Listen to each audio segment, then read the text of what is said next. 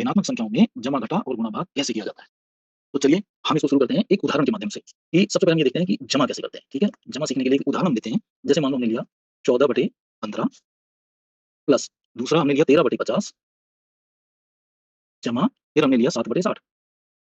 ठीक है, अब हमें इसको करना है। तो देखो क्या करना है, सिंपल तरीका क्या है, ऊपर वाली चीज अंश होती है, नीचे वाली चीज हर होती है। तो अगर मैं आपसे यहाँ पूछूं कि इसमें हर क्या क्या है, तो आप कहेंगे इसमें हर एक पहले का हर है 15, दूसरे का हर है 50 और तीसरे का हर है 60।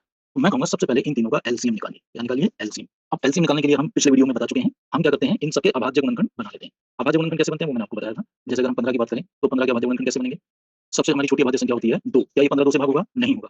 तो अगली अभाज्य संख्या सोचो, अगली अभाज्य संख्या है 3। क्या 15 3 से भाग होगा? हो जाएगा। तो 3 पंजे 15। फिर हम देखते हैं क्या जो अब संख्या आई है ये क्या फिर 3 से होगी? अगर होती रहेगी 3 से तो हम तब तक करते रहेंगे जब तक वो 3 से भाग होती रहेगी। तो अभी क्योंकि 3 से भाग नहीं हो रही है तो हम अगली अभाज्य संख्या जो कि है 5, तो क्या 5 5 से भाग होगा? तो हो जाएगा। तो हम करेंगे 5 एकम 5। तो इस तरीके से आपके जो 15 है उसको हम लिख सकते हैं 3 गुणा 5। तो ये 15 के अभाज्य गुणनखंड बन गए। अब आओ देखो 50, अगर हम 50 को देखें, 50 को कैसे करते हैं? पहली अभाज्य संख्या हमारी 2 है, तो हम 2 से देखेंगे, तो 25 दूनी 50। क्या ये अभी भी 2 से होगा? तो अब ये 2 से नहीं होगा। तो अगली अभाज्य संख्या हमारी 3, तो क्या 25 3 से भाग होगा? नहीं होगा। तो फिर अगली अभाज्य संख्या है 5, तो क्या ये 5 से भाग होगा? हाँ, होगा। तो हम 5 से करेंगे, 5 पंजे 25। फिर हम पूछेंगे क्या ये अभी फिर से 5 से होगा? तो होगा। तो हम फिर 5 से करेंगे, 5 एकम 5। 1 आ गया नीचे, इसका मतलब हमारा इसका हो गया। तो हम क्या करेंगे? 50 के लिए हम क्या लिखेंगे? 50 को हम लिखेंगे, अब देखें 2 गुणा 5 इसमें 2 बार है, तो हम लिख देंगे 5 की घात 2। ठीक है? अब बचा हमारा 60, तो हम देखो 60 को करते हैं। 60 को कैसे करेंगे? वही तरीका हमारा, हम 2 से पहले करेंगे, 2 से भाग हो जाएगा 30 दूनी 60, फिर 2 से देखेंगे, 2 से भाग हो जाएगा यस 15 दूनी 30। क्या ये फिर 2 से होगा? तो अब 2 से नहीं होगा। अच्छा, तो फिर अगली अभाज्य संख्या जो कि है 3, 3 से होगा? हाँ जी होगा। 3 पंजे 15।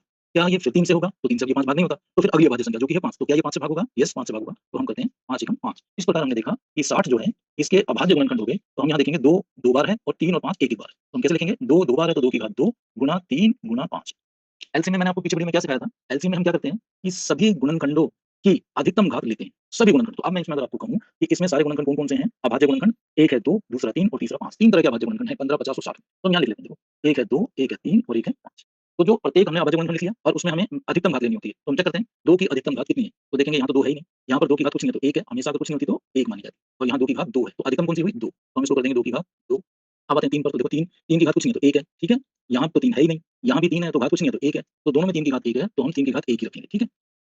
अब तीसरा बचा 5। अगर हम देखें तो पहले में 5 है, 5 की अधिकतम घात 1 है, यहाँ पर 5 की घात 2 है और यहाँ पर 5 की घात कुछ नहीं है तो 1 है। तो हमें अधिकतम घात लेनी है तो 5 की घात 2। ये हमने सभी अभाज्य गुणनखंड ले लिया और उनकी अधिकतम घात ले ली और एलसीएम के लिए इन सभी को गुणा करना पड़ता है। क्या करना पड़ता है? गुणा।